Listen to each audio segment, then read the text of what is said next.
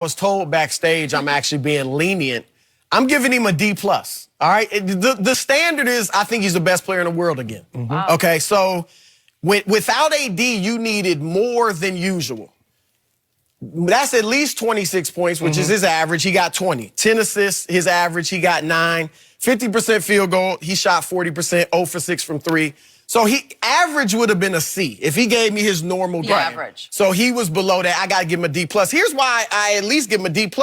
Number one, you still almost had a triple-double. 29 and 9. Okay, I got to give you something for that. And then in the fourth quarter, he kept them in it early in the fourth. He had 5 straight points. He had a runner, 3-point play, then followed up with another runner. Now, he did miss the 2 free throws late with about 3 minutes left, but then he came back and hit 2 more to tie it. So his fourth was up and down.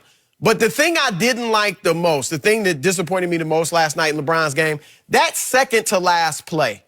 I don't know. I didn't see an explanation where he was quoted, where he took the 3.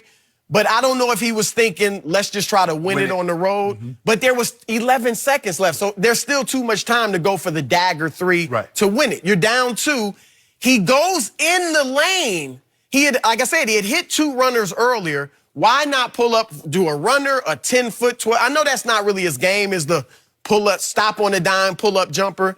But still, I thought he should have taken the 2 rather than dribble all the way back out and take a 26-footer. And then the last play of the game, he admitted, they all admitted they didn't execute. He's a part of that poor execution that leads to Rondo's long 3. So I gave him a D+. I thought I was being harsh, but. You know, Professor Sharp here. Yeah, please, with the That's glasses one of those situations, Mr. James. Can I see you after class? It's one of those, I need to see him after class. I need to talk with him.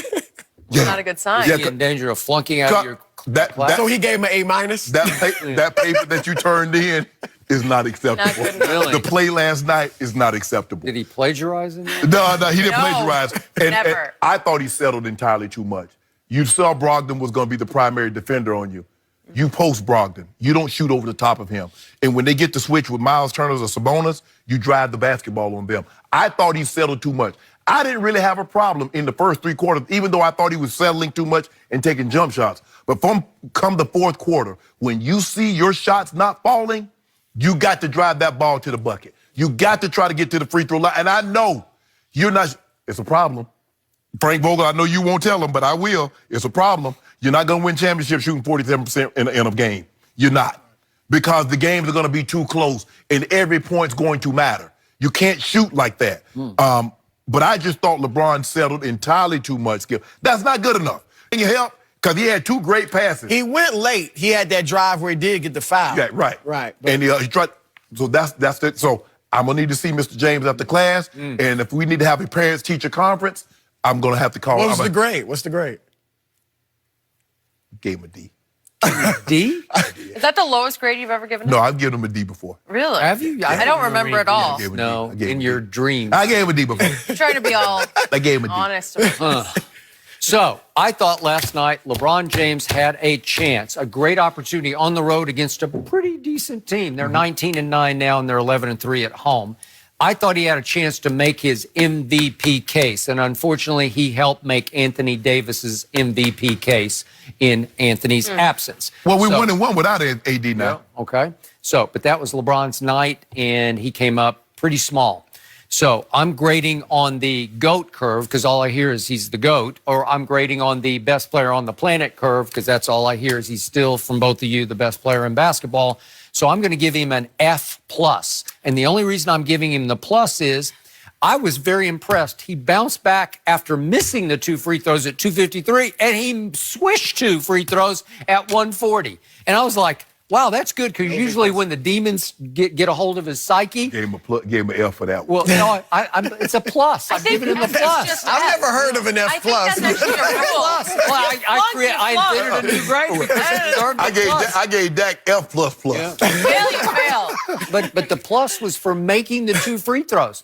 So then my pet peeve happened again. I've been pounding the debate desk back to LeBron's 2nd year in the league, because in the situation that then occurred, down 2 with a few seconds left, 36 seconds left, they come out of a timeout, and it's made to order for LeBron to drive the basketball. because they couldn't keep him from the rim all night. They can't. Miles Turner can't. He's got the best chance. Sabonis has got no shot. And Brogdon, especially if you just post up LeBron at 6'9", he just can't defend him. What's Brogdon, 6'4", 5 maybe? Right. So LeBron looks as big and strong as he's ever looked and as explosive as he has ever looked. He's the greatest driver of the basketball ever. And to your earlier point, once he gets in there, not good things happen, great things happen because he can dish to anybody. He can get a dunk. He can see over the top of everybody. He can make things happen if he'll just attack the basket. So what happens on the turning point play of the night? I think the free throws are in the back of his mind. Do I really want to go there and shoot the free throws? He's thinking about it. So he goes into the lane after he got the switch on Miles Turner, and he circles completely out of the lane. You had him for a second. Just go up strong. Yeah, or, that was bad. or pull him in, and maybe Dwight gets a dunk or something's going to happen. And instead, he circles all the way back to the free throw line with Miles Turner following and dogging him. And then he shoots almost like a fall-away three-pointer from 26 feet. I didn't love that.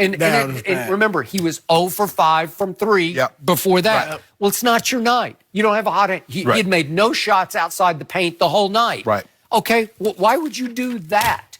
And then this also just bothered me because of his greatness. The very last play after Sabonis missed the second free throw, there's no timeout left for the Lakers, so Dwight gets the rebound, and Rondo runs to him, and he gives the ball to Rondo. I want LeBron to go say, give me the damn ball and get out of my way because the clock is ticking, 9, 8, 7, 6. Let LeBron go make a play at the other end. Now, you got to set up a three, but what did he do at Dallas? He drove it into the lane. I said, what are you doing? Are you going to dunk it and end the game? And he kicked it down the baseline to Danny Green. Let him make